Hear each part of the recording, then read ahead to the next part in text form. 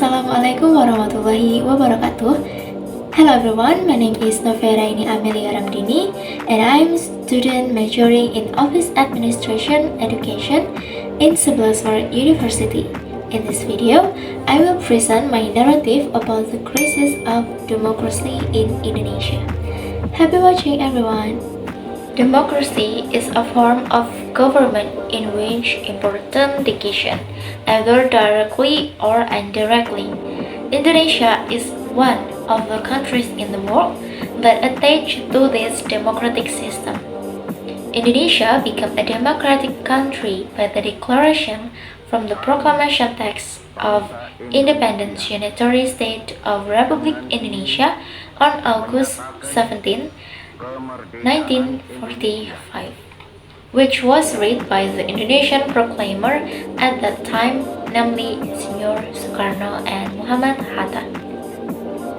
This democratic system of government was chosen by the Indonesian people because it was considered capable of unifying the diverse interests and aspirations of the Indonesian people. Many countries in the world also use the democratic government system to run wells of the government. How can many countries in the world adhere to this democratic system? The main reason is that a country with a good democratic system is better able to maintain long-term security and property. Democracy is also considered capable of reducing conflict and increasing public participation. It's even said that countries adhere to democracy have a higher human rights enforcement score.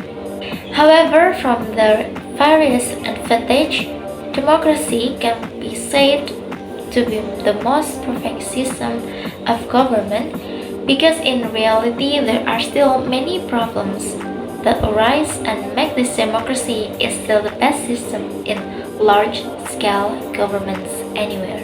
However, based on research data conducted by the Economist Intelligence Unit or AIU in 2022, Indonesia won a score of 6.71 and this score is still classified as a flawed democracy. I think this score can nicely describe the current state of democracy in Indonesia. Various problems that are present continuously, state officials make public trust gradually diminish or even disappears. Many cases of corruption as well as human rights violations have occurred and involved the families of high-ranking officials who have position in the government. Many of these similar cases have not been uncovered until now.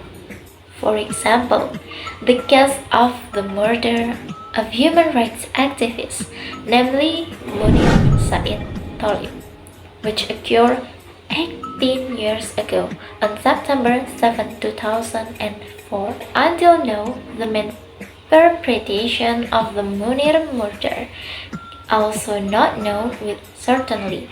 In addition, there was the Teisakti tragedy that occurred in May 1998, when there were serious human rights violations because there were many shootings against several civilians, especially students, and this case has also not been resolved by the government, and until now, it has not been resolved. This has caused many people to be suspicious of government because they are seen as not serious and seem to be covering up the problems.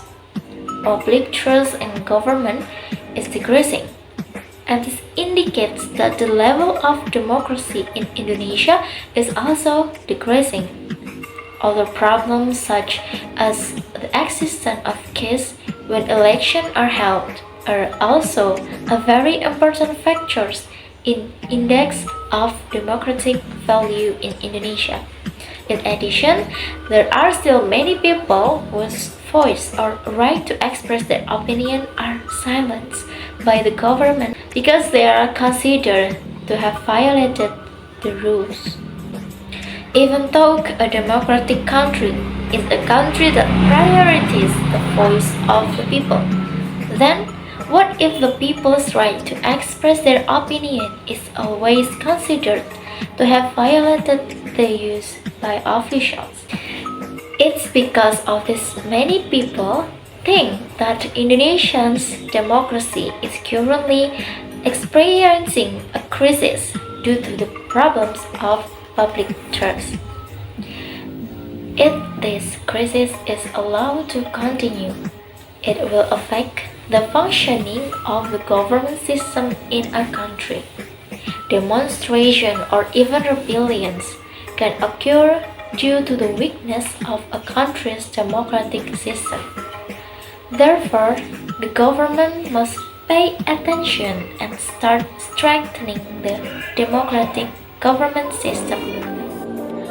That's all that I can say. Thank you for your attention.